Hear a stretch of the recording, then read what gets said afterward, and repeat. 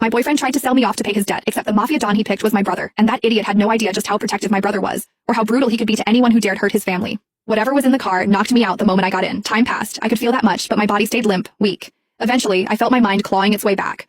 Not fully, but enough to hear. Miles was on the phone. First call, he was yelling at someone for pushing him to repay a debt. Then the second call, it was a call to his mother, telling her he wouldn't be making it to Christmas dinner. The third call was different. Miles's tone dropped, soft and submissive. Sir, I know it was generous of you to let me leave and try to gather the money I owe the casino, but I still couldn't come up with everything. So, like you said, I brought my girlfriend tonight. Maybe we can try that thing you mentioned, handing her over to your Don. He hesitated. I'm willing to do whatever it takes to clear my debt. A pause. Of course, I'll make sure she behaves. I'll tell her it's an honor to be chosen by you. I know how much grace you've shown me by giving me this chance. See you soon. Panic crawled under my skin. I tried to move, to sit up, but I didn't have the strength to lift even an inch. Soon, the car jolted to a stop and Miles leaned over, cupping my cheek. I forced my eyes shut tight. Eva, you looked so stunning tonight. I knew you wore that dress because I said I was taking you home to meet my family. He lowered his voice. You know my tuition debt's a mess. I thought maybe I could hit a lucky streak at the casino. I never meant to lose everything. But now I owe money to a thug who threatened to kill me and my family. But luckily, he said you're just his boss's type. I owe him 20 grand, Eva.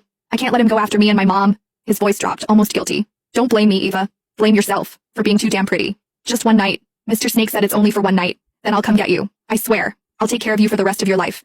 I'll take you to meet my mom. I'll marry you. Please, Eva. Don't hate me. He sighed, like the weight of it was crushing him. And most importantly, when we get to that casino, don't fight back, please. Things will only get worse if you do. I managed to twitch my fingers. They brushed against the hem of the dress I was wearing tonight. Miles was right. I'd put it on just because he finally invited me to spend Christmas with his family.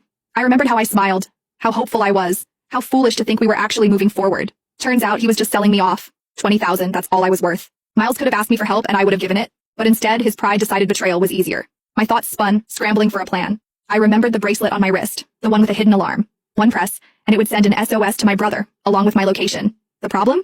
I was still too weak to move. So I decided to wait for now, gathering what little strength I had left. Whoever this boss Miles was trying to hand me off to, if I had the chance to mention my brother, they wouldn't dare touch me. And if that didn't work, I still had the bracelet. A few minutes later, the door opened beside me. Rough hands pulled me out of the car.